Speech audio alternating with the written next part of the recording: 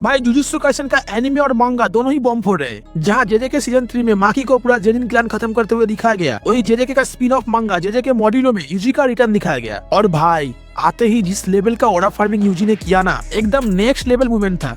अगर एनिमे की बात करें तो जेजेके सीजन 3 में अभी कलिंगडम आर्क चल रही है। स्टोरी वही से स्टार्ट होती है जहां हमें ट्रॉमा देने वाला शिबू आर्क खत्म हुआ था। और भाई इस सीजन का एनिमेशन तो लिटरली ब्लास्ट है। फर्स्ट एपिसोड में यूजी वर्सेस यूता का फाइट ले लो, फिर सेकंड एपिसोड में चोसो वर्सेस नावा का फाइट, सब कुछ एकदम टॉप टियर एनिमेशन। मैंने मांगा पहले ही पढ़ लिया था तो मुझे स्टोरी और पैनल सब पता था, लेकिन भाई मांगा से एनिमे तक का ट्रांजिशन जो होता है ना, उसे देखने का मजा ही कुछ और होता है। वो मोशन, साउंड डिजाइन, एक्सप्रेशन सब मिलकर सीन को 10 टाइम बेटर बना देते हैं। बस अगर ऐसा ट्रीटमेंट वन पंच मैन सीजन 3 को ही मिल जाता तो खैर नेवर माइंड।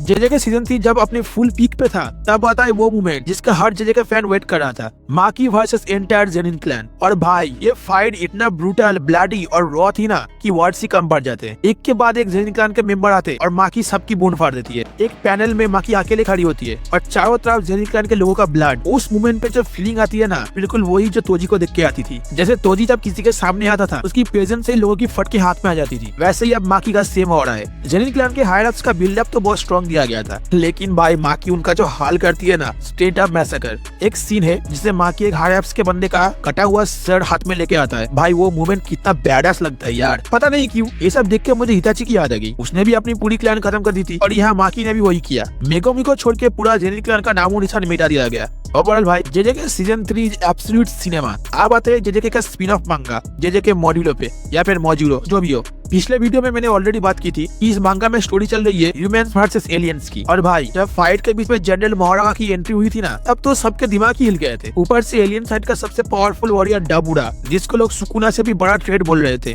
लेकिन भाई मोहरागा के साथ फाइट देखने के बाद मुझे नहीं लगता कि सुकुना से बड़ा है। भाई इस फाइट में मोहरागा ने डाबूडा को इतना धोया है ना कि उसको सीधा अपने फ्लैशबैक याद आ गया। जिंदगी भर का ट्रॉमा दे दिया है हमारे मोहरागा बेबी ने। और ये लोग बोल रहे थे सुकुना से बड़ा थ्रेट। अभी जब मोहरागा के साथ सुकुना का फाइट हुआ था ना, तब सुकुना लिटरली एंजॉय कर रहा था। इवन गोजो भी मोहरागा के साथ फाइट एंजॉय कर रहा था। और यहाँ डाबूडा की तो एकदम फट के हाथ में आ गई। Respect for our king Sukuna. JJK में उससे बड़ा विलन शायद ही कभी आए। एनीवे, जहाँ एक तरफ इस फाइट में मोहरागा फुल डोमिनेट कर रहा था, वही दूसरी तरफ एलियंस और ह्यूमन सॉर्सरर्स के बीच इंटरनल कॉन्फ्रंटेशन स्टार्ट हो चुके थे। सब एक दूसरे पे ही चढ़ने लगे थे। और भाई इन सबको दूर खड़ा होकर एक बंदा देख रहा था, और जैसे ही रिवील होता है वो और कोई नहीं, जेजेके का ओरिजिनल मेन कैरेक्टर यूजी इतादोरी। भाई यूजी आता है, एलियंस और ह्यूमंस दोनों की बूंद फाड़ देता है। इस मांगा में काफी टाइम से यूजी को टीज किया जा रहा था कि वो अभी भी जिंदा है, अपने प्राइम में है और इस नए युग का मोस्ट पावरफुल सॉर्सरर बन चुका है। और लेटेस्ट चैप्टर में उसने सिर्फ एक छोटा सा ग्लिम्स दिखा के ये प्रूव भी कर दिया। यूजी आता है, अपनी टेक्निक रिलीज करता है और सारे एलियंस और ह्यूमंस के सिस्टम मिला देता है।